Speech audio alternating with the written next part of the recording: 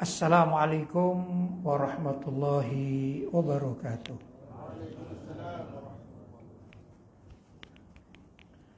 Alhamdulillah, wassalatu wassalamu ala rasulillah Sayyidina Muhammad ibn Abdillah wa ala alihi wa sahbihi wa man wala wa la hawla wa la quwata illa billah, amma ba'd. Tuan-tuan dan puan-puan yang dirahmati oleh Allah, sebelum saya mengisi pengajian, saya ingin atau meminta kepada anak murid saya untuk menyampaikan satu kata, dua kata untuk ikut memeriahkan peringatan Isra dan Mi'raj kita pada malam hari ini. Saya ditemani Ustadz Labib Faliba dari Malang, sama dengan saya juga dari Malang, dari pesantren yang saya asuh di sana. Silakan.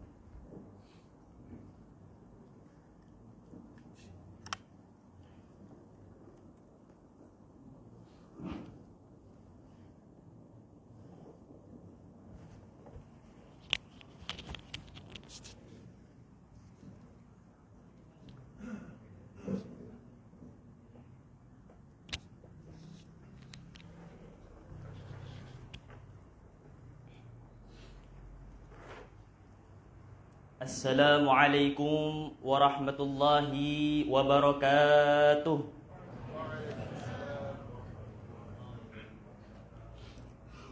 Alhamdulillah, wassalatu wassalamu ala rasulillah Sayyidina Muhammad bin Abdillah wa ala alihi wa sahbihi wa man wala wa la hawla wa la quwwata illa billah, amma ba'd. Hadratal mukarramin yang saya hormati, para alim ulama, para kiai, para habaib, para tuan-tuan dan puan-puan, dan wabil khusus guru kita bersama, guru saya pribadi, yakni Kiai Al-Hajj Lutfi Basari, mata'anallah bituli hayatihi syarifah. Mudah-mudahan Allah subhanahu wa ta'ala melancarkan segala urusan beliau, memanjangkan usia beliau, serta membuka pintu rizki beliau. Amin amin ya rabbal alamin. Alhamdulillah, patutlah kita bersyukur kepada Allah subhanahu wa ta'ala yang telah memberikan kenikmatan sehat, iman dan Islam, sehingga kita dapat berkumpul di tempat yang penuh barakah ini. Dan tak lupa pula salawat ma'assalam mari kita haturkan kepada junjungan kita, Nabi besar kita, yakni baginda Nabi besar Muhammad sallallahu alaihi wasallam. Mudah-mudahan kelak di padang mahsyar nanti kita diberi syafaatnya oleh beliau. Amin amin ya rabbal alamin. Alhamdulillah, patutlah kita juga bersyukur kepada Allah subhanahu wa ta'ala yang mana pada malam hari ini, yakni bainal isya'an ini, Allah subhanahu wa ta'ala memberikan kita kenikmatan yang begitu luar biasa, yang mana Allah subhanahu wa ta'ala mentakdirkan kita untuk duduk di majelis taklim membahas satu bab ilmu, yakni Isra Mi'raj, yang mana ini adalah perkumpulan yang sangat luar biasa, perkumpulan yang sangat terbaik. Bahkan dikatakan babun yata'allamahumur rajul minal ilm khairun minad dunya wa ma fiha. Apabila seseorang itu membahas satu ilmu agama, maka itu adalah lebih baik daripada dunia dan seisinya. Jadi kalau kita sekarang ini membahas satu ilmu, yakni kita membahas tentang Isra Mi'raj, bagaimana cerita Nabi Muhammad SAW, Isra wal Mi'raj, maka ini adalah sebuah hal yang paling baik, bahkan lebih baik daripada seluruh dunia dan seisinya. Maka alhamdulillah, ini adalah suatu momen yang sangat luar biasa. Kita duduk berkumpul di sini menunjukkan bahwasannya kita ini cinta kepada Nabi Muhammad sallallahu alaihi wasallam. Lantas bagaimana cara kita menunjukkan bahwasannya kita cinta kepada Nabi Muhammad sallallahu alaihi wasallam?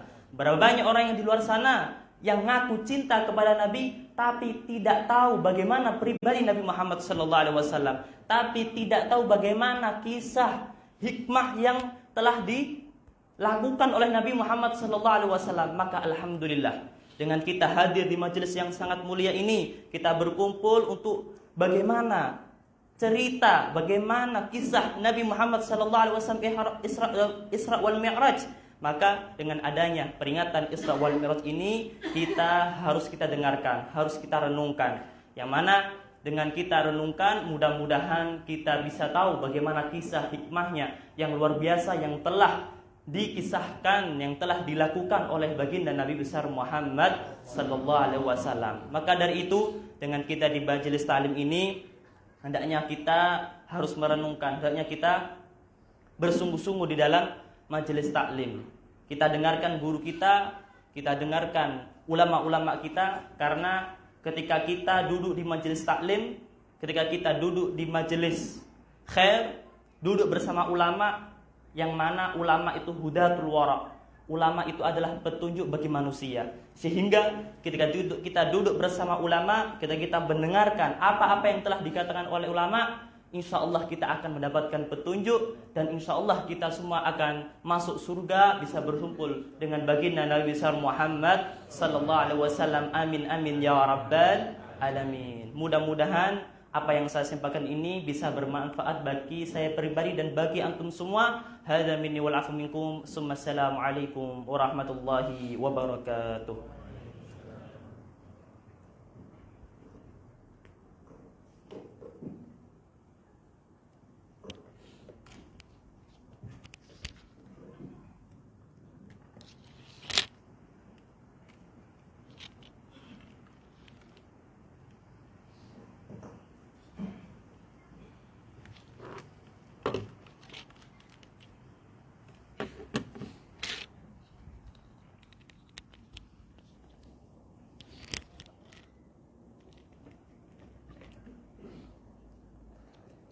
Assalamualaikum warahmatullahi wabarakatuh.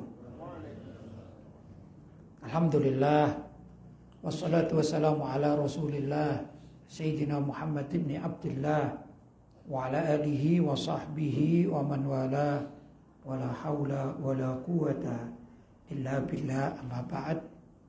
Hadratul mukarramin, ma'asyiral ulama al-fudala, ma'asyiral asatidah al-kurama, tuan-tuan dan puan-puan yang dirahmati oleh Allah, dan tak lupa pengurusi surau yang dirahmati oleh Allah, para imam masjid atau imam surau juga.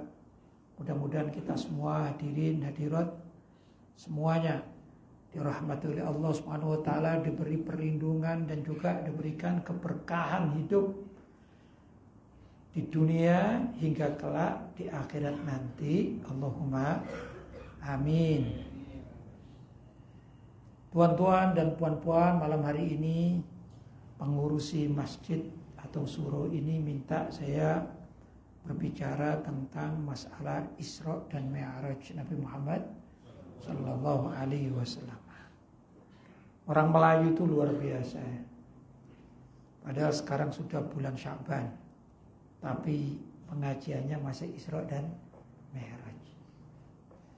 Dan itu bukan hanya di sini, di Indonesia juga begitu. Kadang-kadang sudah 3 hari menjelang Ramadan, ini tajuk yang diberikan Isra Mi'raj. Itu menandakan bahwa kita umat Islam Melayu itu sangat percaya, sangat yakin, ya, karena ini merupakan ketauhidan kita, ya, akidah kita, bahwa Nabi Muhammad SAW itu konon atau dulu pernah di Isra dan Mi'rajkan. Peristiwa Isra dan Mi'raj itu adalah ujian bagi kita, ikhtibar, ujian.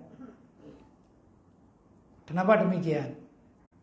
Tak semua manusia itu percaya dengan peristiwa Isra dan Mi'raj. Kenapa? Karena Nabi Muhammad SAW di Isra dan Mi'rajkan itu ruhan wa jasadan, roh dan jasad Nabi. Kalau orang apa misalnya mimpi sampai ke langit, bahkan sampai ke surga. Ada mimpi sampai ke surga itu ada. Tapi dalam mimpi itu istilahnya cuma rohnya saja, walaupun dalam mimpi. Tapi kalau orang zaman sekarang bercerita saya sudah sampai ke surga, siapa mau percaya? Tak mungkin percaya. Betul. Kita tak tahu surganya di mana ini. Jangankan bilang saya sudah sampai ke surga. Ada yang cerita saja saya sudah sampai ke planet matahari. Apa kita katakan? Kamu tidak kebakar? Betul. Kita ini siang hari ini ya, di musim panas, kita sendirian di tempat yang lapang itu, kurang lebih jam berapa misalnya ya, kalau sini ya pada zuhur sampai asar gitu, tanpa ada payung, tanpa ada sesuatu yang rindang melindungi kita. Gimana rasanya? Panas sekali. Ya, panas. Berapa jarak matahari dengan bumi? Berapa jarak matahari dengan bumi? Ribuan, jutaan kilometer. Terus kalau ada orang, aku sudah sampai ke matahari, kira-kira percaya tak percaya? Tak percaya. Cuman kalau orang Indonesia percaya, kalau orang sini saya tak tahu. Kalau orang Indonesia cakap, cerita, saya kemarin sampai ke matahari, itu percaya. Karena di sana medinnya itu namanya matahari. Swalayan medinnya namanya matahari. Oh, kamu dari matahari, habis belanja apa gitu ya? Habis belanja apa? Tapi kalau matahari, yang namanya matahari yang di atas itu, yang bersinar, siapa yang percaya? Dan Nabi kita Muhammad SAW bukan sekedar sampai ke matahari, tapi 7 kali lipat jauhnya dari jarak antara bumi dan matahari. Karena itu kalau tidak mempunyai keyakinan bahwa itu adalah suatu peristiwa yang ditentukan oleh Allah, siapa mau percaya? Karena itu orang-orang kafir Makkah waktu itu tatkala Nabi selesai atau turun dari Isra dan Mi'raj, Nabi mengumpulkan beberapa orang, termasuk juga Abu Lahab, pamannya ini. Itu nggak ada percaya. Nabi Muhammad ini sejak kecil adalah seorang nabi yang amin. Al-amin yaitu orang yang terpercaya, tidak pernah bohong. Nabi Muhammad bertanya kepada siapa? Orang-orang Mekah. Hei orang-orang Mekah, kalau misalnya aku mengatakan di belakang gunung itu, ya, di belakang gunung itu ada musuh, kalian percaya enggak? Kami percaya. Itu karena kenapa? Karena Nabi Muhammad tak pernah berbohong. Tapi tatkala Isra dan Mi'raj disampaikan, ini sesuatu hal yang aneh. Padahal udah mengetahui di belakang gunung sana pun itu sesuatu yang aneh.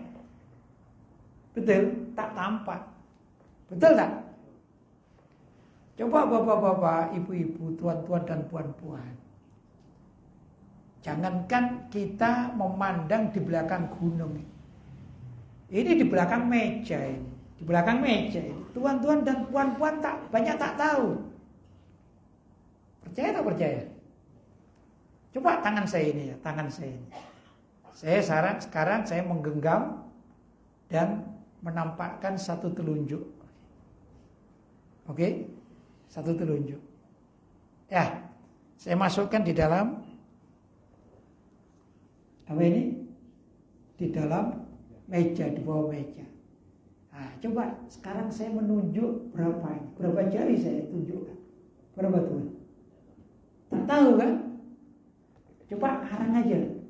Tebak berapa? Mau tebak berapa? 1. Tuan berapa? 2. Bukan berapa? 3. Cuman setengah saja begini saya.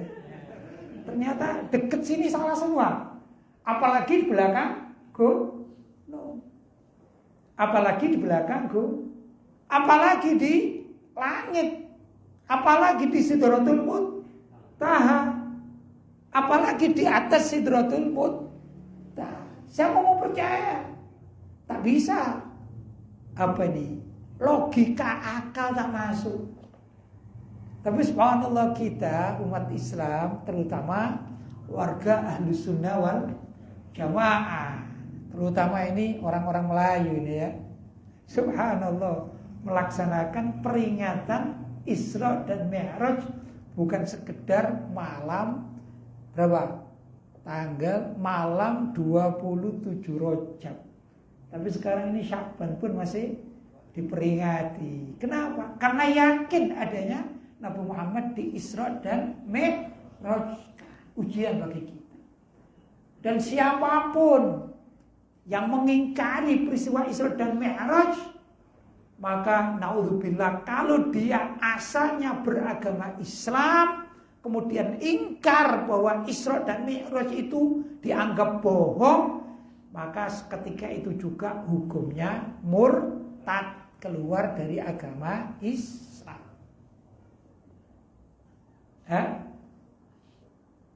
Tapi kalau orang di luar Islam, orang kafir, namanya juga orang kafir. Jangankan zaman sekarang, zaman Nabi itu lo nggak percaya. Abu Lahab itu nggak percaya peristiwa Isra dan Mi'raj, namanya juga orang kafir. Tapi yang muskil kalau ada orang Islam zaman sekarang kemudian ragu terhadap peristiwa Isra dan Mi'raj. Padahal peristiwa Isra dan Mi'raj di samping itu keyakinan kita, sebagaimana tadi itu, ini juga disebutkan di dalam Al-Quran. Ayat Bismillahirrahmanirrahim. Subhanalladzi asra bi'abdihi lailan minal masjidil harami ilal masjidil aqsa alladzi barakna haulahu linuriyahu min ayatina innahu huwas samiul basir. Ini satu ayat. Kalau diingkari kufur. Satu ayat ini kalau diingkari kufur. Kalau dia semula beragama Islam murtad. Na'udzubillah min. Kenapa? Karena ayat-ayat Al-Quran wajib diimani dan diyakini kebenarannya, walaupun hanya satu ayat. Jangankan satu ayat, satu huruf saja. Satu huruf. Misalnya gini ya, Subhanalladzi. Misalnya Subhana, di situ kan ada nunnya ya, huruf nun, Subhana. Ada orang nggak yakin, jangan-jangan dulu itu aslinya bukan Subhana, tapi misalnya Subharo, misalnya ini ya, nunnya diganti ro, murtadnya. Murtad. Apalagi satu ayat, apalagi semua mushaf Al-Quran. Kok diingkari? Kufur. Na'udzubillah min. Nah, peristiwa Isra dan Mi'raj ini memerlukan keyakinan kita ini. Nabi itu di Isra dan Mi'raj kan sampai menghadap Allah itu ruhan wa jasadan. Roh dan jasadnya. Ini suatu hal yang perlu keyakinan tebal. Saya sering menceritakan begini. Kalau ada orang bercerita, itu ada satu kumpulan di Amerika itu namanya NASA, ya, astronom NASA. Itu mereka katanya sampai ke bulan. Apakah betul sampai ke bulan? Wallahu a'lam. Kita tidak tahu. Apa mereka jujur atau tak jujur? Wallahu a'lam. Anggaplah mereka jujur. Anggap saja mereka jujur. Tapi itu lemah mereka. Lemah bagaimana? Mereka itu kalau pergi ke bulan, menurut mereka menggunakan helm, menggunakan pakaian, menggunakan oksigen dan lain sebagainya. Saya pernah baca orang yang mau pergi keluar angkasa itu ada obat untuk menahan lapar. Jadi misalnya ada pil gitu ya, atau kapsul itu diminum, itu bisa 1 minggu tak makan. Tapi itu dia bekerja terus minum kapsul begitu. Nabi Muhammad tak perlu itu. Nabi Muhammad tak perlu oksigen. Nabi Muhammad tak perlu helm. Nabi Muhammad tak perlu pakaian astronot. Itu lebih daripada bulan. Bulan itu dekat. Ini budak-budak ini yang belajar di sekolahan. Planet paling dekat dengan bumi mana ini? Bulan. Paling dekat. Itu pun sibuk mereka dengan segala macam peralatannya. Dan untuk sampai ke bulan itu memerlukan, saya pernah baca itu kelilingnya itu sampai 1 tahun baru sampai. Nabi Muhammad cuma lailan, semalam saja. Ini kalau orang tak yakin, orang tak punya akidah kuat, siapa percaya?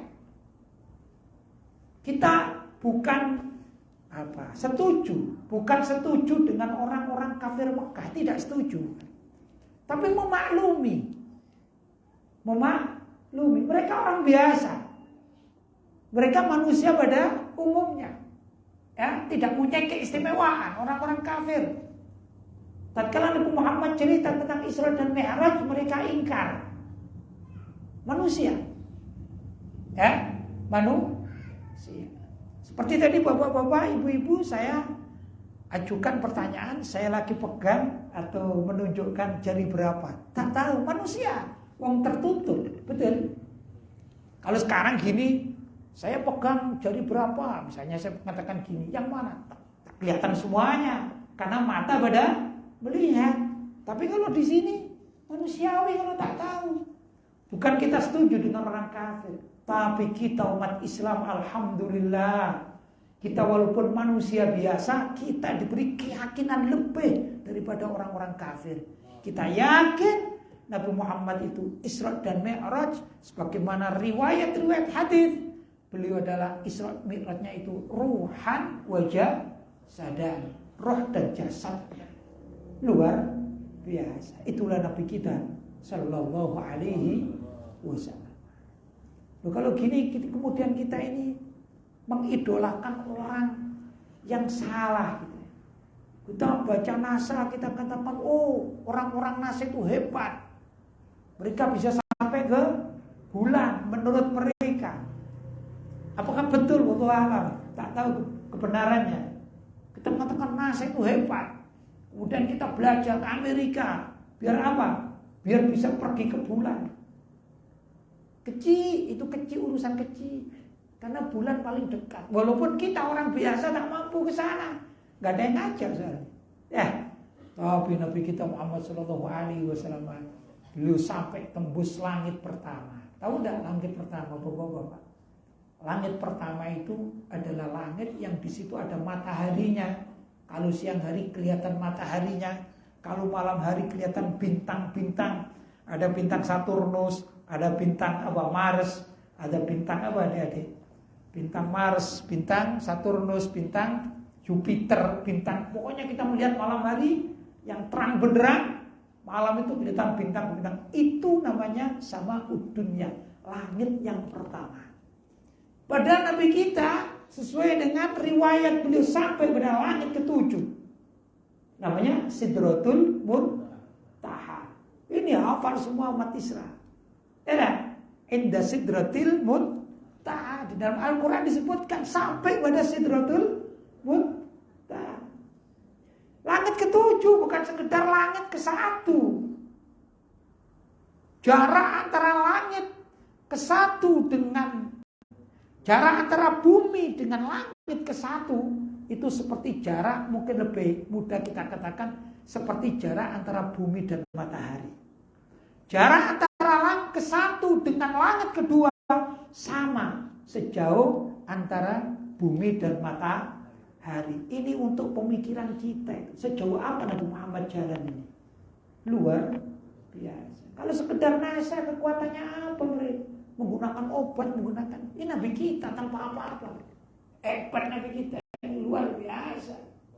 Ya, luar biasa Nabi kita. Itu yang perlu kita agungkan. Subhanallah, Nabiku itu seperti itu. Cuman kadang-kadang kita tak pernah berpikir gitu. Kadang-kadang ada berpikir ke sana.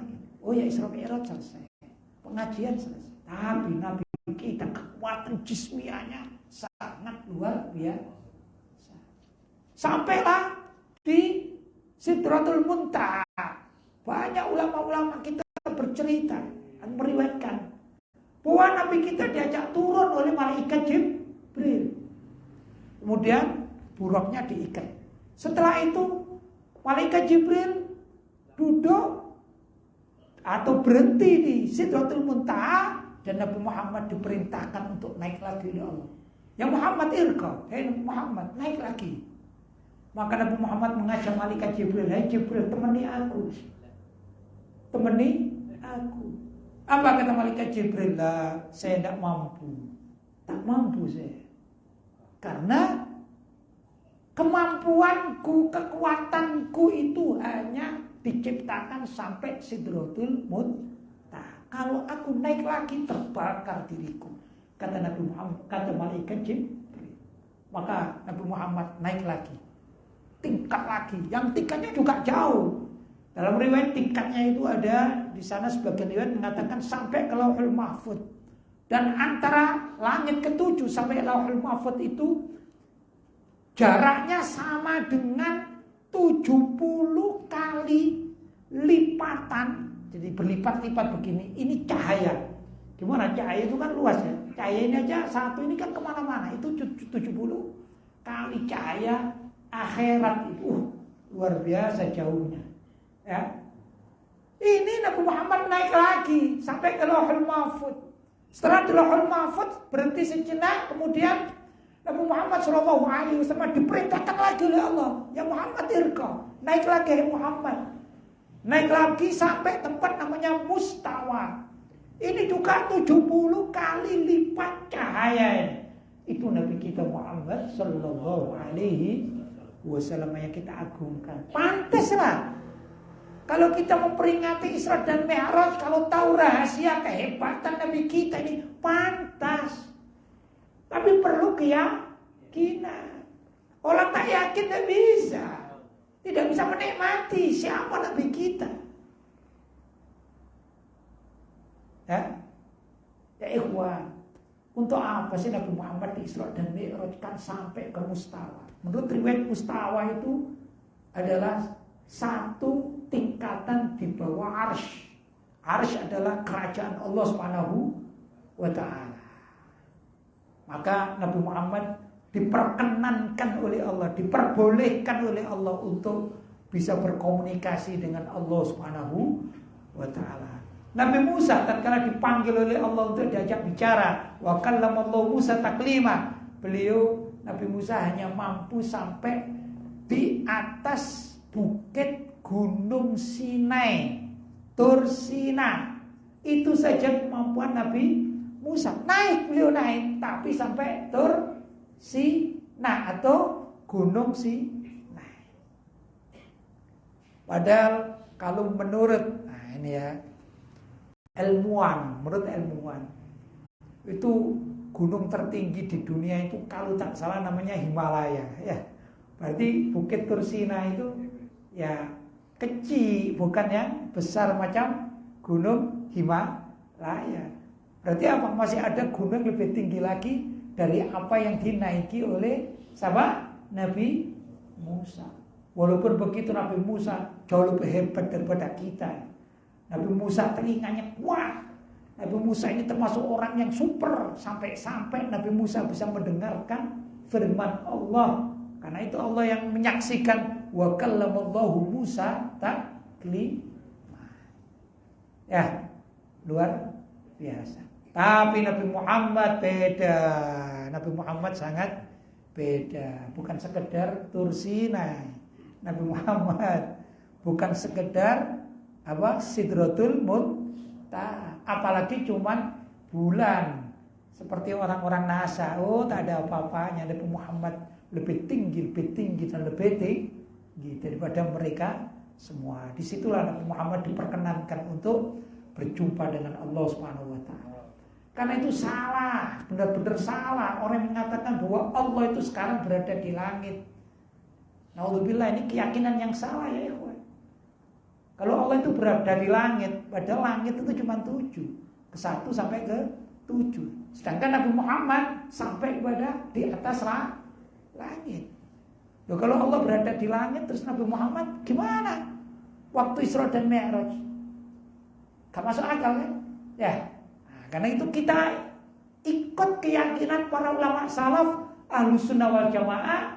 Kalau ada orang yang mengucap pemikiran tentang Allah itu di mana, kita mengatakan Allah maujudun bila makan. Allah itu ada tanpa tempat. Itu dari arsy, namanya tempat kerajaan, arsy. Bawahnya arsy jadi mustawa, itu tempat. Itu tempat. Bawahnya mustawa jadi apa? Lauhul Mahfuz. Kemudian langit ke 7 sampai langit sampai bumi, itu tempat. Dan itu semua ciptaan Allah. Sebelum semua diciptakan Allah sudah ada. Sebelum Allah menciptakan arsy Allah sudah ada. Sebelum Allah menciptakan mustawa, lauhul mahfuz, langit, baik langit ke-7 sampai langit pertama Allah sudah ada. Terus sebelum diciptakan itu, kalau Allah ada di langit, di mana dong Allah? Ini rancu, kacau balau orang yang berpikir bahwa Allah itu berada di langit. Apalagi kalau ada yang berkeyakinan Allah itu duduk di kursi. Na'udzubillah min. Coba kita bayangkan, saya sekarang duduk di kursi. Mohon maaf, lebar mana badan saya dengan kursinya? Lebar mana? Lebar kursinya. Kalau kecil kan saya jatuh. Kalau lebar badan saya daripada kursinya, pasti saya jatuh. Berarti apa? Lebih lebar kursinya daripada badan saya. Jadi yang duduk di kursi itu pasti kursinya lebih lebar. Kemudian kalau dikatakan Allah sedang duduk di kursi, saya tanya, besar mana kursi dengan Allahnya? Na'udzubillah min. Padahal azan kita itu Allahu Akbar, Allahu Akbar. Apa artinya? Allah Maha Besar, Allah Maha Besar. Maha besar dari apa? Min kulli syai', dari segala sesuatu. Dan dari kursi, masa kalah besar? Ini kan rancu, pemikiran yang sesat. Tidak benar. Allah tidak duduk di kursi, karena kursi itu adalah makhluk. Begitu, ya. Ini keyakinan Ahlus Sunnah wal Jamaah. Jadi peristiwa Isra dan Mi'raj itu membuka tabir banyak hal. Terus kalau ditanya kita, kenapa kalau kita berdoa kok tangan kita harus ke atas? Ada kan begitu ya? Berarti Allah ada di atas. Pada atas, bawah, samping, kiri, kanan itu namanya tempat, arah. Betul? Arah atas, arah bawah, arah samping, arah depan, arah belakang. Dan Allah itu tidak memerlukan arah. Karena Allah itu bukan sesuatu, bukan barang. Kalau barang, ini barang ini. Ini barang, tutup apa? Tutupnya gelas ini barang. Dia perlu tempat. Karena dia bisa terletakkan di sini, ditaruh di sini. Itu namanya barang. Dan Allah bukan barang. Jadi Allah itu tidak memerlukan tempat. Yang memerlukan tempat adalah barang. Dan setiap barang adalah makhluk. Dan Allah itu bukan makhluk. Allah adalah Al-Khaliq yang menciptakan segala macam benda. Itu adalah Allah. Karena itu Allahu maujudun bila makan. Allah itu ada tanpa tempat. Jadi ada pertanyaan, gimana kalau orang berdoa kok menghadap ke langit tangannya? Ya dah. Bahkan kadang-kadang wajahnya pun diangkat. Ya Allah. Ya kan? Dan yang berdalil itu lihat Nabi Muhammad Isra dan Mi'raj. Betul? Kemana? Ke langit. Untuk apa ke langit? Mau bertemu Allah, karena Allah itu ada di langit. La haula wala quwata illa billah. Tidak begitu. Langit itu kiblat doa. Kalau Ka'bah itu kiblat sholat. Ka'bah Ka'bah itu kiblat sholat datar kan, seirama dengan kita, terutama yang ada di Mekah sana. Kalau andai kata orang itu ya harus menghadap Allah, dalam artian ini sholatnya menghadap Allah, berarti dia harus tidur telentang kalau Allah itu dianggap di langit. Betul? Mestinya kan begitu. Ya sesat ini. Jadinya bukan begitu. Allah menentukan bahwa kalau engkau sholat, hadaplah kepada Ka'bah, itu kiblat umat Islam untuk menyatukan umat Islam. Di mana Ka'bah itu? Di bumi, tepatnya di Makkah. Kiblat kita ke sana. Nah, untuk sholat.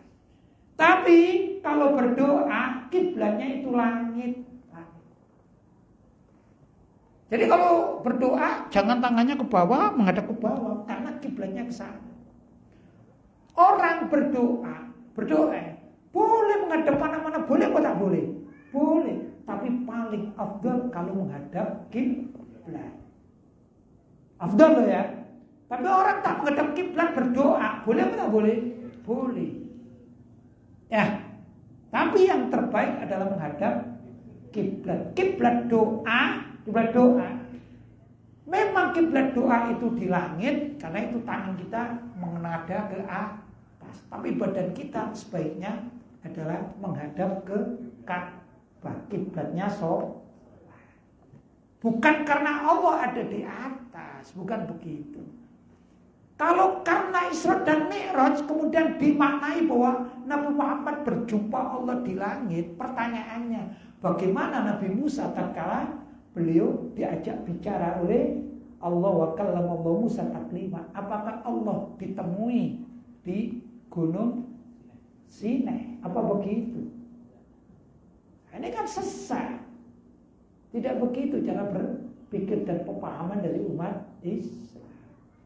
Ya, karena itu memang peristiwa Isra dan Mi'raj ini membuka banyak hal. Tapi bagi orang yang benar-benar paham, sadar, keyakinannya besar, betul-betul luar biasa. Dari kehebatan Nabi kita juga, bagaimana Nabi Muhammad SAW itu sampai urusan sholat ini. Urusan sholat diberikan tatkala Nabi Muhammad SAW dalam keadaan Isra dan Mi'raj. Luar biasa. Karena itu ya ikhwan, jangan sampai kita ini meninggalkan sholat karena tadi peristiwa yang besar-besar itu justru hanya untuk mengantarkan kewajiban kita mengikuti Nabi Muhammad SAW. Beliau pesan, "Shollu kama ra'aitumuni usolli." Sholatlah kalian sebagaimana aku itu sholat. Nabi Muhammad sholat 5 waktu. Ya. Padahal kalau peristiwa ini diulas tentang riwayat bagaimana sebelum mendapatkan perintah 5 waktu itu Nabi Muhammad diperintahkan berapa waktu? 50 waktu. Kalau itu yang dilakukan, ya ikhwan, kita tidak bisa apa-apa.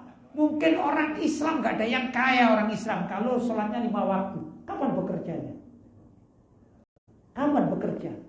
Baru bekerja setengah jam sudah waktunya sholat. Baru masuk office sudah waktunya sholat. Ya, ibu-ibu tidak bisa masak, ibu. Baru masak begini merajang sudah waktunya sholat. Tak bisa. Itu kalau 50 waktu. Subhanallah. Alhamdulillah. Nabi kita minta keringanan. Pada akhirnya Allah memberikan keringanan yang terbaik, yaitu sholat 5 waktu. Itu pun ya ikhwan, sudah 45 kali dipotong oleh Allah. Ada enggak orang Islam yang punya identitas Islam tapi tak sholat? Ada enggak? Ada apa banyak? Ada tak? Ada. Mungkin banyak juga. Sudah dipotong 45 dibuang. Tinggal 5 waktu.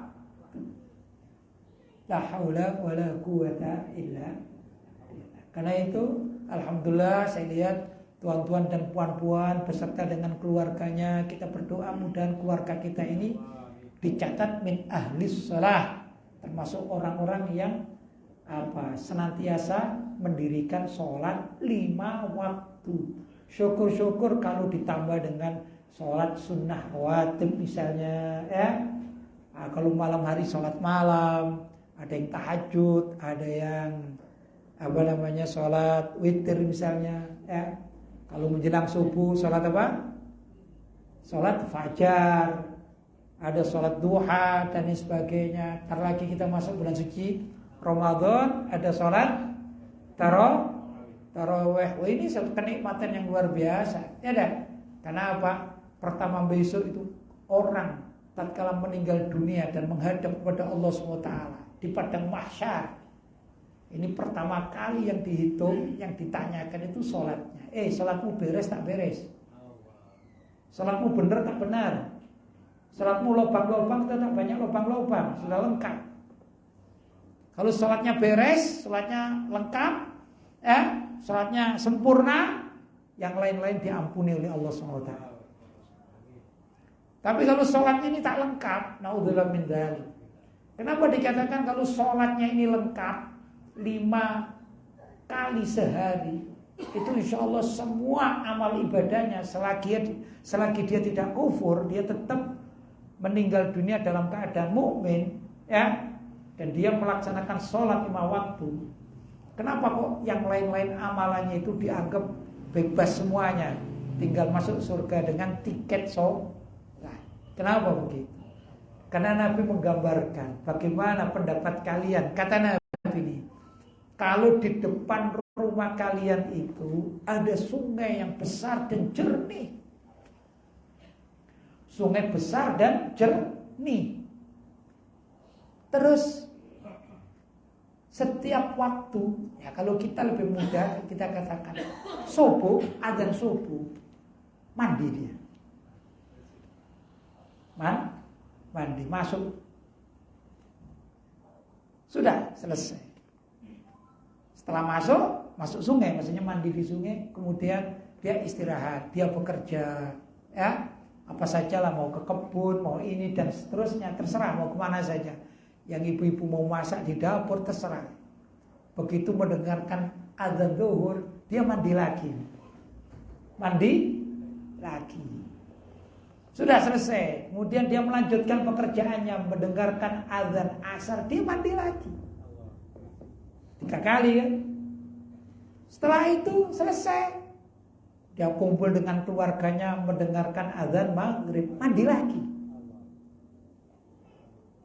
Kemudian badal maghrib, seperti kita ini ada majlis taklim, azan isya, mandi lagi. Kan sudah bersih, mandi lagi. Untuk apa? Untuk persiapan tidur tuh mandi lagi. Kata Nabi, apakah masih tersisa? Hal yaqo min daronihi syai', apakah masih tersisa dari kotorannya itu sesuatu pun? Ada enggak kira-kira?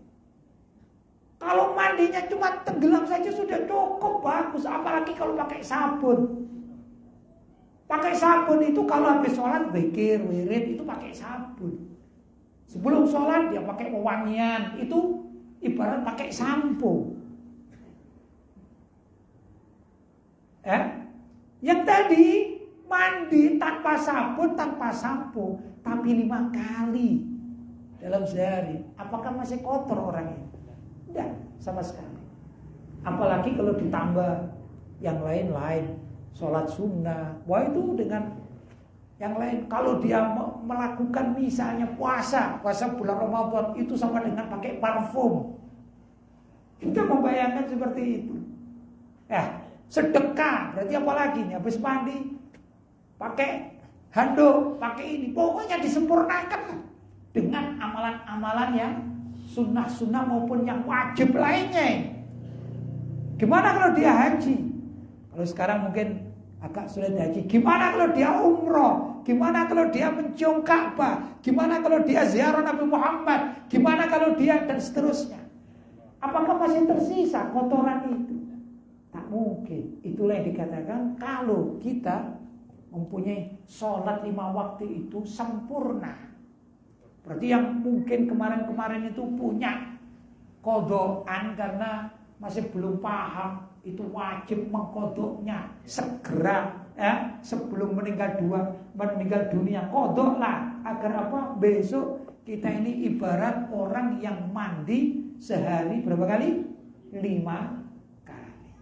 Nah itulah ya ikhwan, mungkin gambaran kewajiban kita tatkala diberikan oleh Allah pada Nabi kita di hari Isra dan Mi'raj dengan kewajiban sholat 5 waktu. Itu pertanda kita ini menghormati apa yang telah dilaksanakan oleh Nabi, yaitu Isra dan Mi'raj.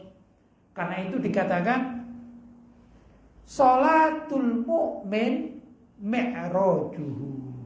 Ya, sholatul mu'min mi'rajuhu. Sholatnya orang mukmin itu hakikatnya adalah mi'rajnya dirinya untuk menghadap Allah Subhanahu wa taala. Kalau Nabi kita Isra mi'rajnya ruhan wa jasadan, tapi kalau kita dalam sholat itu yang mi'raj adalah keyakinan kita.